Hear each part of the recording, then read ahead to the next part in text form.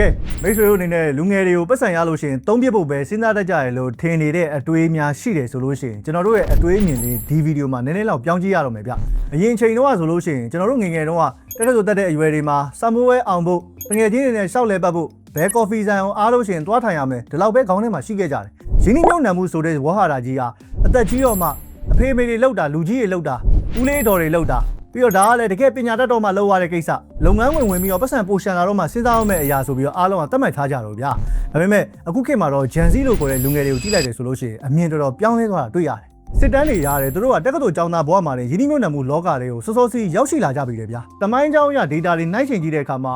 အရင်မျိုးဆက်တွေထက်ဒီဂျန်စီတွေကဈေးကွက်တွေကိုပိုစောပြီးဝင်လာတယ်ပိုပြီးစနစ်တကျနဲ့ရောက်ရှိလာတယ်လို့ပြောရင်ပိုမှန်လိမ့်မယ်အဓိကအကြောင်းရင်းကတော့တိုးတက်လာတဲ့အင်တာနက်နဲ့နည်းပညာကြောင့်ဘဏ္ဍာရေးဆိုင်ရာဘူးသူတာတွေကိုကျောင်းမှာရော online နဲ့အပြင်မှာပါအရင်အထက်ပို့ပြီးတော့လွယ်လွယ်ကူလေ့လာသင်ယူခွင့်ရလာကြလို့ပဲဖြစ်ပါတယ်အရင်အချိန်တွေတော့ဆိုလို့ရှိရင်သတင်းစာထဲမှာ stock ဈေးနှုန်းတွေကိုအပတ်စဉ်စောင့်ကြည့်ရမျိုးမဟုတ်တော့ဘဲနဲ့လက်ထဲမှာဖုန်းနှလုံးရှိုံနဲ့ကမ္ဘာဘဏ္ဍာရေးဈေးကွက်တဲ့လှုပ်ရှားမှုတွေကိုစက္ကန့်မလက်ဒီလူငယ်တွေအနေနဲ့လေ့လာခွင့်ရနေကြပြီဖြစ်ပါတယ်လူငယ်တွေကိုကြည့်ရတာကိုယ့်ရဲ့ပတ်ဝန်းကျင်မှာသူများတွေလှုပ်လို့ကြားဘူးနာဝရှိုံနဲ့စိတ်ကူးရင်ပြီးတော့ဈေးကွက်တွေကိုဝင်လာကြတယ်တော့မထင်ဘူးမြ portfolio ဘယ်လိုစောင့်မလဲဆုံးရှုံးနိုင်ခြေ risk ကိုဘယ်လိုစီမံခန့်ခွဲမလဲဆိုတဲ့အထိအခြေခံအုတ်မြစ်တွေကိုစနစ်တကျ online မှာလေ့လာတယ်ပြင်ဆင်တယ်ပြီးတော့ဈေးကွက်တွေကိုခြေလှမ်းကျကျနဲ့ရောက်လာလို့တွေ့ရတယ်အားလုံးပဲမင်္ဂလာပါ Enable Lab Channel ကနေကြိုဆိုလိုက်ပါတယ်ဗီဒီယိုမစတင်ခင်မှာတော့ disclaimer လေးတစ်ချက်ပြောပြရစီဒီဗီဒီယိုက educational purpose only ဖြစ်ပြီးတော့ financial advice မဟုတ်တဲ့အတွက်ရင်းနှီးမြှုပ်နှံမှုတွေမလုပ်ခင်ကိုယ်တိုင် research လုပ်ပြီးတော့အသုံးပြုဖို့အတွက်အကြံပြုပါတယ်ခင်ဗျလူအများစုခေါင်းထဲမှာဆွဲနေတဲ့ပုံသေးကားချက်အယူဆတစ်ခုရှိတယ်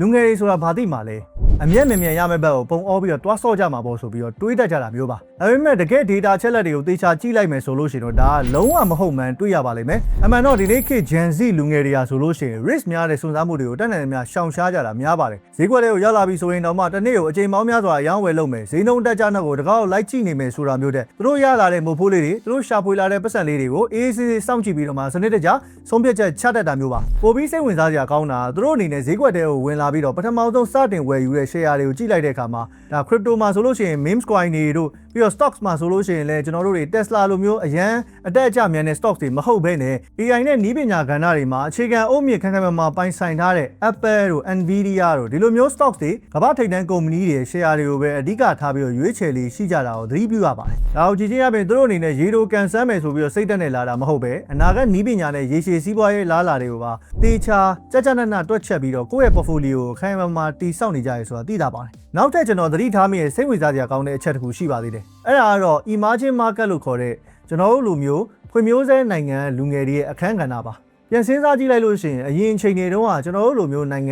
တာမန်လူငယ်တယောက်အနေနဲ့ American stock share ဈေးကွက်လိုမျိုး Wall Street လိုကမ္ဘာထိပ်တန်းငွေကြီးဈေးကွက်ကြီးတွေကိုဝင်ရောက်ရင်းနှီးမြှုပ်နှံဖို့ဆိုတာကတော်တော်လေးကိုအလန်းဝေးခဲ့တဲ့အိမ်မက်တစ်ခုလိုတောင်ပြောရမယ်။ဘဏ်လုပ်ငန်းစဉ်အဆင့်ဆင့်တွေရှုပ်ထွေးလာတဲ့နေဆက်ကြော်ဖြတ်မှုဒါ international transfer လွှဲပြောင်းမှုတွေ stock share ဝယ်တော့မယ်ဆိုလို့ရှိရင်ပထမဆုံးစတင်ဖို့အတွက်ကိုပဲဒေါ်လာ1000နဲ့ချီပြီးတော့မတီငွေကြီးတွေပမာဏအမြောက်အများလိုခဲ့တယ်မဟုတ်ပါလား။ဒါပေမဲ့အခုနောက်ပိုင်းတိုးတက်လာတဲ့နည်းပညာအကူအညီကြောင့်ပဲဒီလိုမျိုးတားဆီးထားတဲ့တိုင်းကြီးကပြိုလဲသွားခဲ့ပြီမြန်မာနိုင်ငံမှာလူသုံးများဆုံးဖြစ်တဲ့ Binance လိုမျိုး financial platform တွေတစ်ဆင့်ကမ္ဘာ global ဈေးကွက်တွေကိုတနေ့တစ်နေ့ပို့ပြီးတော့ပွင့်လင်းမြင်သာမှုရှိစွာနဲ့ဝင်ရောက်လာနိုင်တာတွေ့ရတယ်အဓိကအားသာချက်ကဘာလဲဆိုလို့ရှိရင်တော့လက်ထဲမှာငွေကြေးပမာဏအမြောက်အများမရှိသေးဘူးဆိုရင်တော့မှဒေါ်လာရာခိုင်နှန်းထောင်ခိုင်နှန်းစတဲ့သိငယ်တဲ့ပမာဏနဲ့ကမ္ဘာအကြီးဆုံးဈေးကွက်တွေမှာတွားရောက်ပြီးတော့အယောင်းဝယ်လုပ်လို့ရတဲ့ကိစ္စပါအရင်ချိန်တွေတုန်းကဆိုလို့ရှိရင် stock ဈေးကွက်ဆိုတာပတ်စံအမြောက်အများရှိတဲ့လူတွေဖွံ့ဖြိုးပြီး develop country ကနိုင်ငံတွေမှာနေတဲ့လူတွေပဲတီးတဲ့အယောင်းဝယ်လုပ်လို့ရတဲ့ငွေကြေးရင်းနှီးမြှုပ်နှံမှုအခွင့်အလမ်းတစ်ခုကို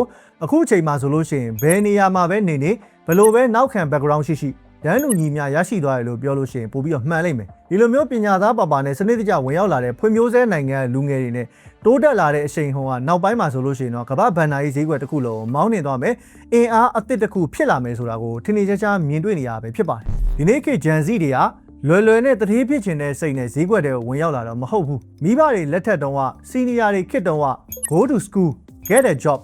မင်းကျောင်းသွားပြီးလို့ရှိရင်အလုပ်လုပ်အဲ့လိုပုံစံမျိုးလုပ်တာလည်းမဟုတ်တော့ဘဲနဲ့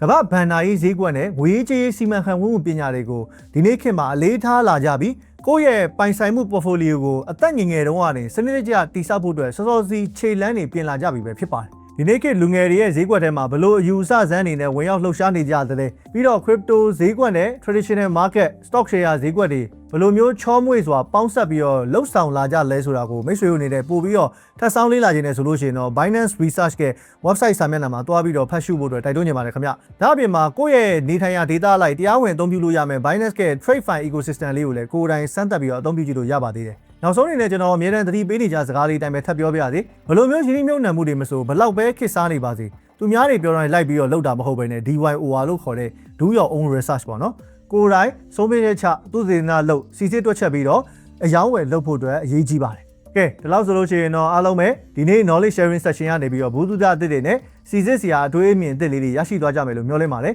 အားလုံးပဲကြည့်ရှုအားပေးတဲ့အတွက်ကျေးဇူးအများကြီးတင်ပါတယ်ခင်ဗျနောက်တစ်လည်းကျွန်တော်ရဲ့ဗီဒီယိုကိုအဆက်မပြတ်ကြည့်ရှုအားပေးခြင်းနဲ့ဆိုလို့ရှိရင် Enable Labs ရဲ့ YouTube channel လေးကို subscribe လုပ်ထားလို့ရပါတယ်အားလုံးပဲနောက်ဗီဒီယိုမှာပြန်လည်ဆုံတွေ့ပါမယ်ခင်ဗျာ